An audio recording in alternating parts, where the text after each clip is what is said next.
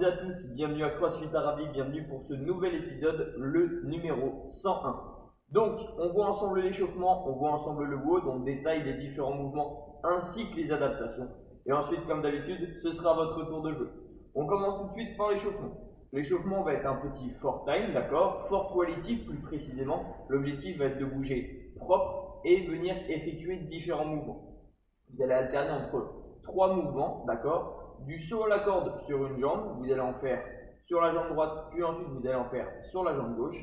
Vous allez enchaîner sur des hand release push-up, la pompe où quand la poitrine touche le sol, vous allez décoller vos mains du sol. Et enfin, du hollow rock.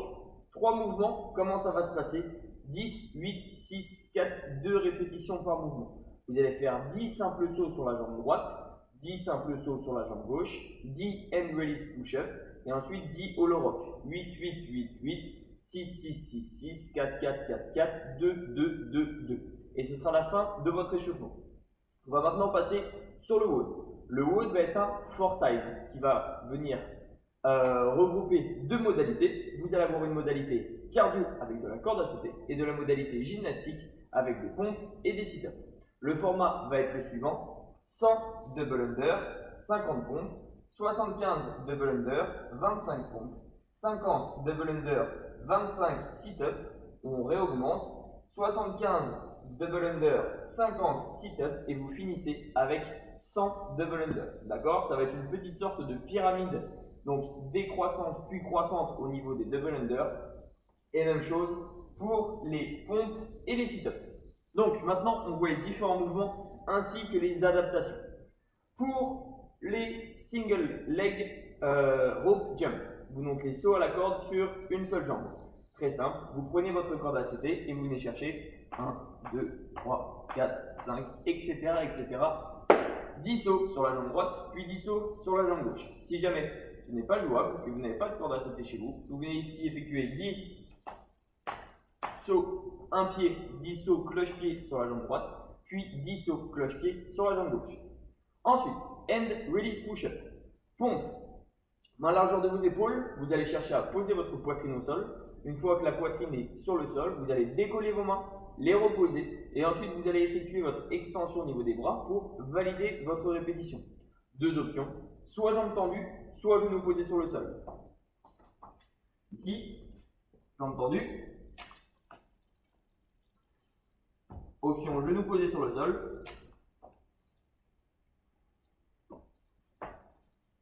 Pensez à rester le plus gainé possible, d'accord? On ne se déforme pas sur le mouvement, on serre les abdos, on serre fort les fesses pour éviter ici de cambrer et de venir mettre trop de tension au niveau de vos lombaires.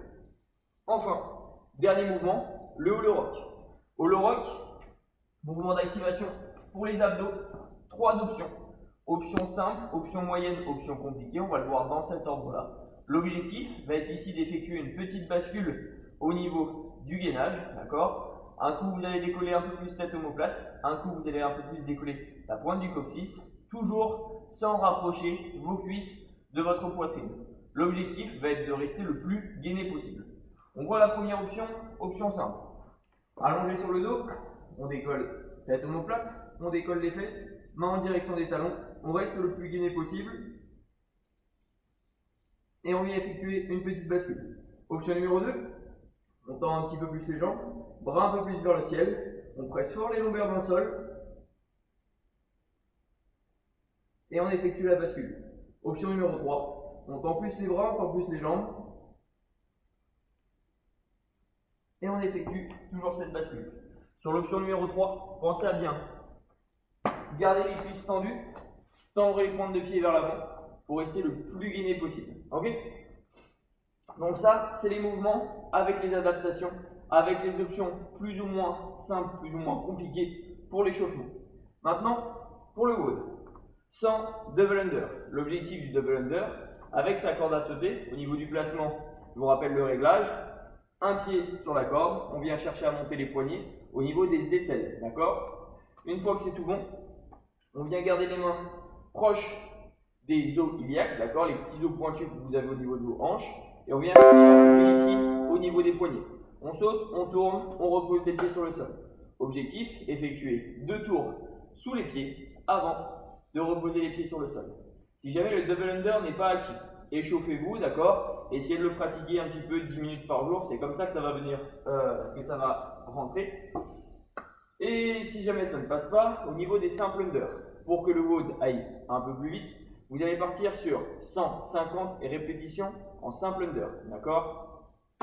Si jamais vous n'avez pas de corde à sauter chez vous, l'option adaptée, sans matériel, va être d'effectuer 150 jumping jack. Le jumping jack, vous partez main le long du buste, pieds alignés l'un à côté de l'autre, on ouvre, on ferme, on ouvre, on ferme. Ok?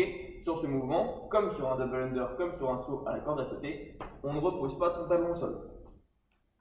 75 pompes, même standard que pour notre échauffement. Bras et jambes tendues, on pose poitrine au sol et cette fois-ci on repousse fort dans les bras. Il n'y a pas besoin de décoller les mains du sol, d'accord?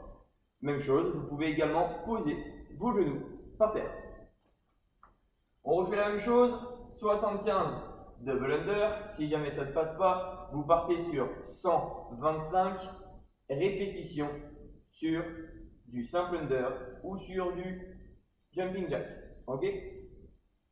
Ensuite, 25 pompes sur les genoux ou non, 50 double under ou 100 répétitions sur du jumping jack ou du simple under. On passe au nouveau mouvement. Sit-up. Sit-up. Ici, assis sur le sol. Donc, on va voir deux options, d'accord? Une option simple, une option un peu plus compliquée. Option simple. Talon proche de vos fesses, ok?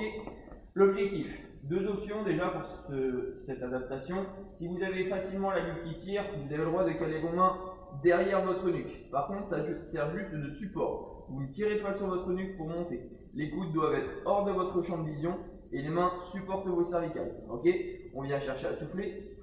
Montez le plus haut possible, on décolle, tête omoplate et on inspire, on redescend. Ok? Si au niveau de la nuque ça se passe bien, mains posées sur les cuisses, on souffle et on essaie de venir toucher le sommet des genoux. Quand vous soufflez, vous aspirez votre nombril, on ne pousse pas sur les viscères et on monte le plus haut possible. D'accord? Ça c'est pour l'option simple. Option plus compliquée, vous venez fléchir vos jambes, rapprocher les deux dessous de pied l'un de l'autre, vous les collez et vous laissez vos genoux s'ouvrir sur l'extérieur. Une fois dans cette position, on vient s'allonger, on souffle et on vient ici emmener les mains devant les pointes de pied. C'est comme sur un squat, l'objectif ici va être avec les épaules de casser la limite des hanches. D'accord? Donc quand on est là, on remonte pas ici, on remonte jusqu'au bout. 25 répétitions pour ces deux adaptations.